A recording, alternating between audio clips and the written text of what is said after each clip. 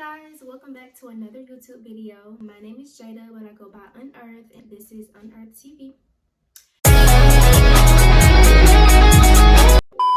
As you can see by the title, this is going to be a YouTube video of me just talking about 25 things that I've learned by the age of 25. I just celebrated a birthday this year, January the 10th, and I am 25 years old. I feel like I've learned a lot in my early 20s, specifically like starting age 18 until now. I feel like I've learned so much, and I've had so many trials and tribulations, so many life experiences. I've taken so many risks. I thought it would be really cool just to share my insight and my life experience or my knowledge with the world about what I've learned at this very significant age of 25 years old. So if you haven't watched my last video, I recorded a life update. So if you didn't catch that one, go ahead and watch that one because I dropped some gems in there. And I don't want to say it's an introduction type of video, but it does kind of give more insight about who I am and where I am in my life and where I want to be or what I'm going to be working towards this year. So yeah, go check that out. Okay, so I got my list here and we're going to get right into the video. I'm so excited. Number one on the list, get to know yourself very well. This is really, really important, regardless of whether you're 25, 18, 12, whatever. Get to know yourself very well because in this life, there's a lot of manipulative people. It almost feels like manipulation is the way of the world. But better for you to know yourself than for somebody to tell you who you are. That is absolutely diabolical. No, I don't recommend that. Whether they're your parents or whether it's your boyfriend or whether it's your friends, you need to know who you are for you, and that's going to help you navigate life a lot easier. So you need to know your strengths, your weaknesses, you need to know your flaws, the things that are great about you. You need to know your struggles, things that you're really good at.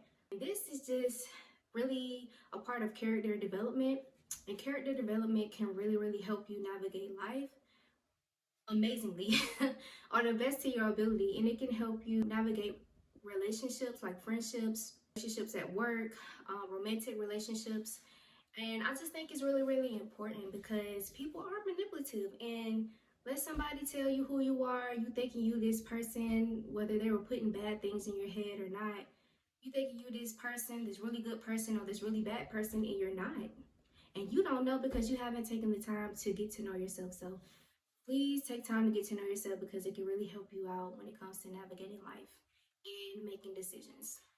So number two, avoid making impulsive and or emotional decisions.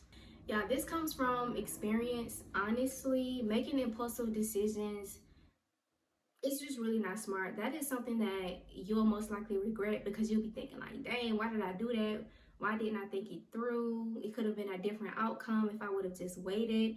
And honestly, thinking about every decision that you make, that is very mature. It's very conscious. Like making conscious decisions can really, really help you throughout your life. We all make mistakes and we all have regrets, but making senseless mistakes over and over, that's no fun. Making mistakes that could have been avoided by you just waiting, keeping it cool, talking with your people, with people that you love.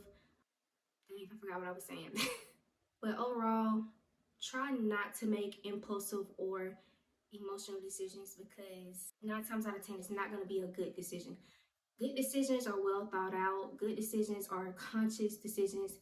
And good decisions are decisions that make sense. Number 3, we have the people that you surround yourself with say a lot about you. I'm pretty sure we've all heard the saying, birds of a feather flock together, and that is very much true. Even if you feel like you are so different than your friends or you're the one that stand out, all of y'all still have something in common. And if you truly don't have anything in common, people are going to think that. So if one of your friends is wild, young, free, turned, you feel me, just wow, people gonna think the same thing about you. And the way that they approach her, they gonna try to approach you the same way. Whether you carry yourself different or not, like the way that you carry yourself does hold weight, but at the same time, the people that you surround yourself with, people gonna judge you by that. Like surround yourself around people that are a reflection of you. Surround yourself around people that reflect how you want to be perceived. That is my piece of advice. So number 4, we have take into consideration how you're perceived by others. Very, very important topic. Depending on what type of person that you are or what type of person you want to be, the way that you are perceived by others is kind of important. What I mean by this topic in particular is if you listen to how people perceive you, it can actually help you like work on yourself, because you could be like completely obnoxious or you can be somewhat selfish and you won't even know it. But if people are continuously telling you, yeah, you're pretty selfish, yeah, you're pretty obnoxious, yeah, you're pretty rude, who wants to be those things? Those are character flaws. So overall, I feel like if you listen to what people say about you, those that love you, first of all, it can really help with your character development, and it can really help you, I guess, just become a better person. Like, I understand that nobody wants to be judged, and everybody feels like, oh, I don't care what nobody say about me, and that's fine and dandy. But sometimes what people say about you can help you. The way that you are perceived, it can help you, especially if you're hearing things that you don't like. And that's where the truth comes in. You know what I'm saying? Okay, number 5, I have accept people as they are. It is not your job to change or fix people.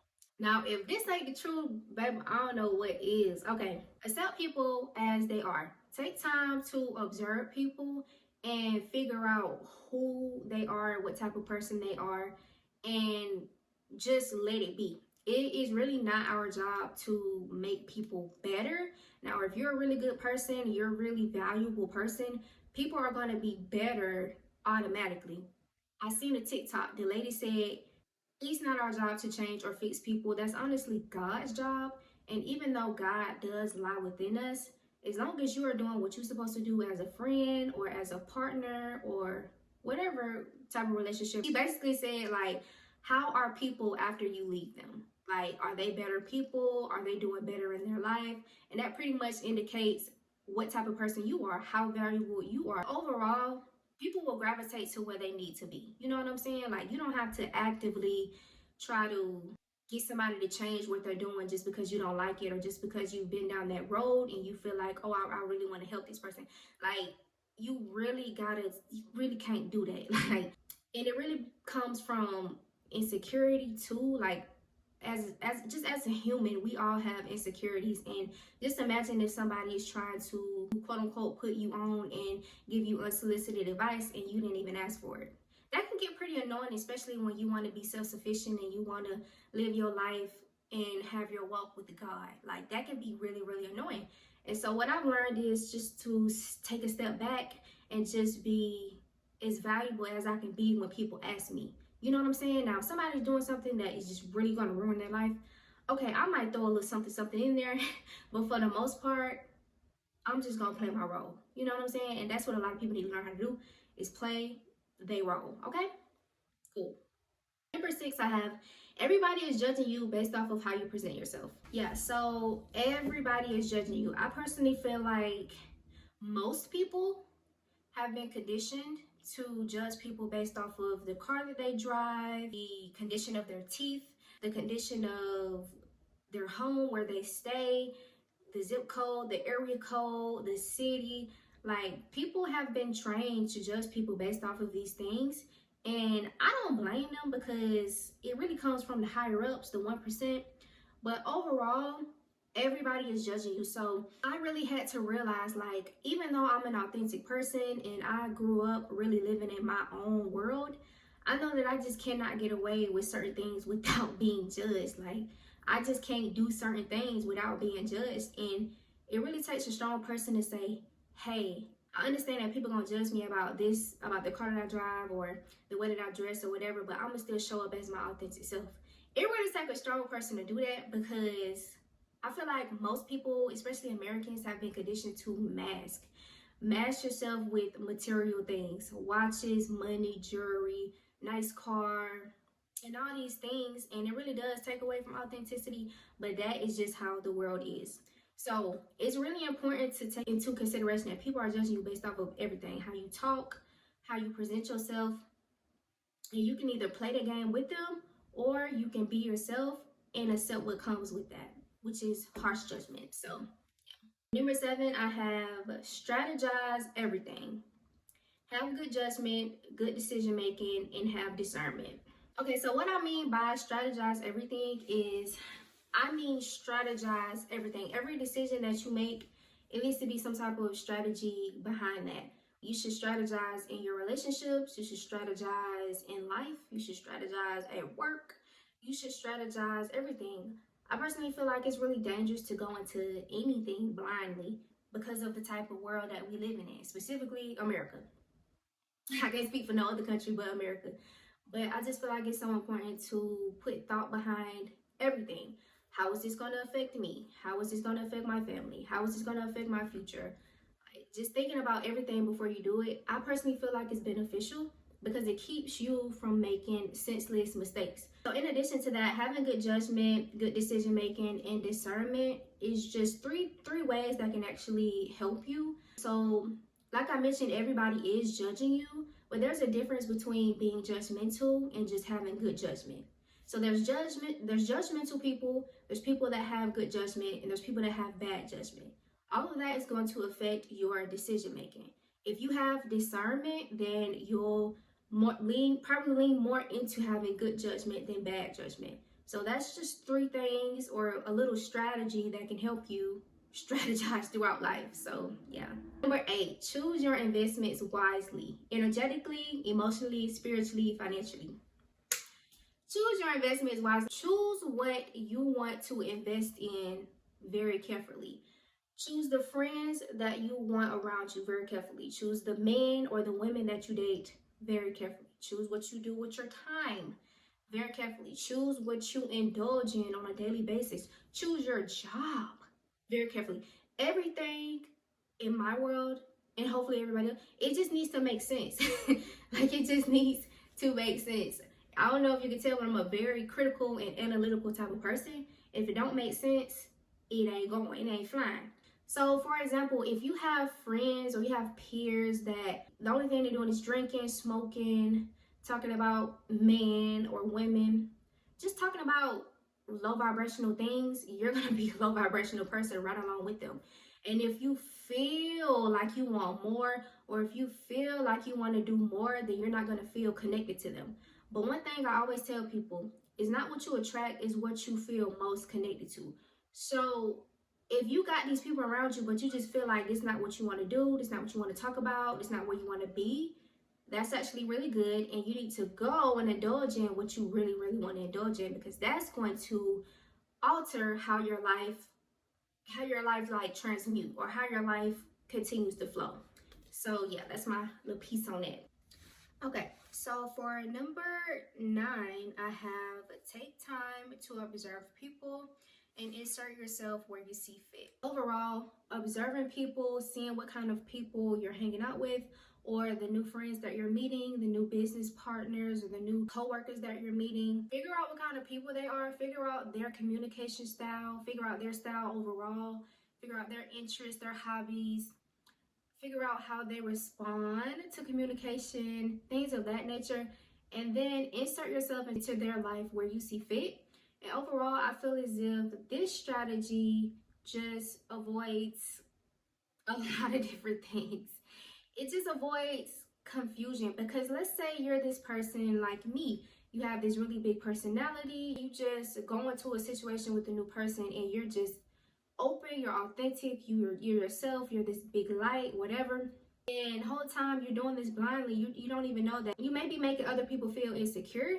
And this is coming from a place of knowing like who I am, and also experience. Taking time to be considerate, taking time to see who you're dealing with, that can really help mold a relationship. That can really help avoid any type of confusion or any type of conflict in the first beginning stages of a relationship being built or being formed. So yeah.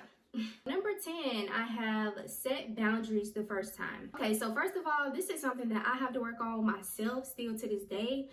I'm not gonna say that I don't like confrontation, but I've been isolated for so long. I'm not used to dealing with people. So when I do go around people, I'm seeing things that I'm seeing. I'm so used to being on myself, like I'm just going to remove you out of the way, because it's like, in my mind, I'm thinking I didn't have to deal with this. a month ago. I didn't have to deal with this when I was by myself. So I'm thinking, I'm going to just go ahead and move you out the way to avoid this, because I personally believe you only gonna set boundaries with people that you love, and you only gonna set boundaries with people that you want to keep around you. So if you set boundaries with people, that is letting them know, like, hey, this doesn't work for me. I don't like when you did this not what you did went right. It didn't make me feel right, which I do feel like is really important in all relationships. But yeah, I personally feel like if you do want to keep somebody around you and you do want to continue to maintain the friendship, I definitely feel like setting boundaries the first time will really help maintain a friendship. And then if they keep on doing what they're doing, then that's when you take action. Overall, I ain't gonna lie, I struggle with that only because I've been by myself and I be by myself so much. But I do feel like that is a very important rule of thumb when it comes to maintaining relationships. Okay, so number 11, we have respect is not earned, it is given. People not gonna take you serious if you don't take yourself serious. It don't matter how good of a person you are. If people don't know you, they're not about to put you at a high ranking. You have to earn your respect. People not gonna respect you. People not gonna treat you as they should treat you if you're not giving them a reason to. And I know that sounds crazy, but that's basically how it is. At the end of the day, as a human, as a citizen, people don't really owe you nothing but common decency and courtesy, just to treat you like a human being. But as far as like respecting you, you actually got to take that respect. Like, you can't, it's not just giving. People don't just give that out. You know what I'm saying? Let's just say the music industry, like, a lot of people don't get respect unless they got a big chain. A lot of people don't get respect unless they showing off their bankroll. You feel me? So that's just the world we living in, and I had to accept it, and I hope you can accept it too. Number 12, the people that you date is a mere reflection of yourself. And that goes for reputation, and that also goes for the type of person that they are.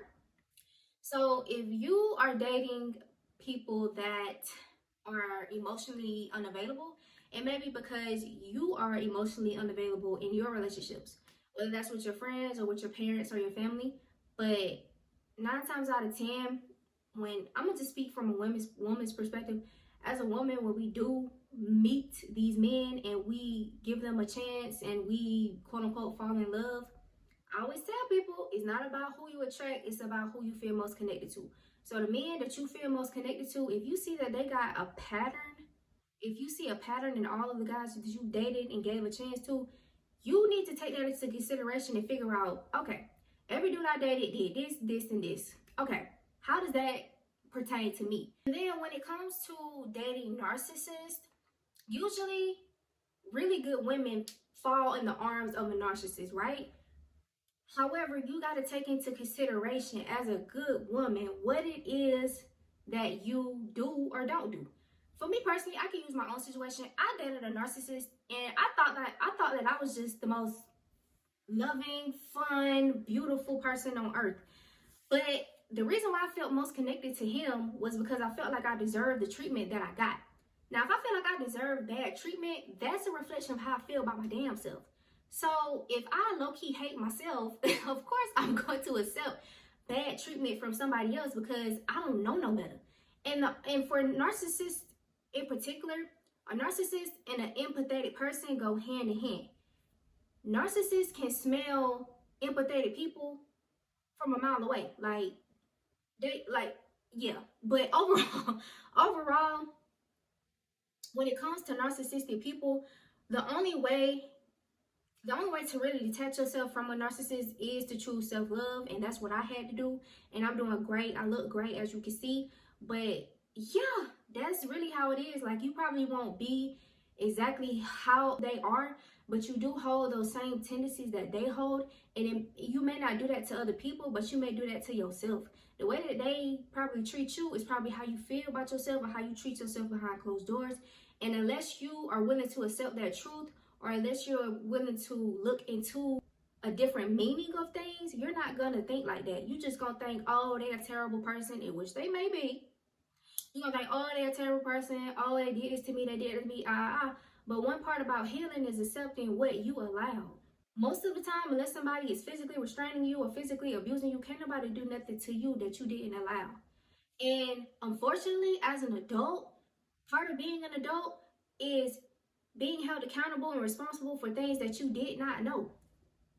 So me personally, when I was dealing with my narcissistic situation, I did not know that narcissist was even a thing. I didn't even know who the fuck I was as a person. So even though I went through that situation, it hurt, I still had to be accountable for what I allowed. I still had to be accountable for my own healing and my own growth. And it kind of sucks, but yeah. Number 13, we have becoming the best version of yourself starts with being the best version of yourself. Now, I learned this maybe about a year or two ago, but a lot of us, we feel like there's such a big gap between who we are and who we want to be. The person that we want to be is really not that far. The only key to getting or becoming that person is actually being that person every single day.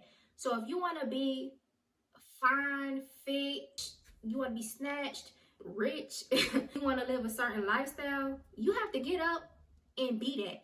Get up, go to the gym so you can be fine and fit. Fake like you already got the lifestyle that you got. Be the person that already has the materials that you want. Be the person that already has the lifestyle that you want.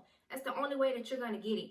It's very rare that people just fall into things like that's called miracles. And I'm not saying that everybody don't get miracles, but they do, because they do. But overall, 9 times out of 10, you have to actually become and be it every single day in order for you to be it. And it's not really a hard thing. It's not really a hard concept, but it kind of is a hard thing to see, because if you judging yourself as you are right now, and then you compare yourself to the people that you see online and the people that you love so much, you probably gonna be in your head like, oh my God, how can I get that?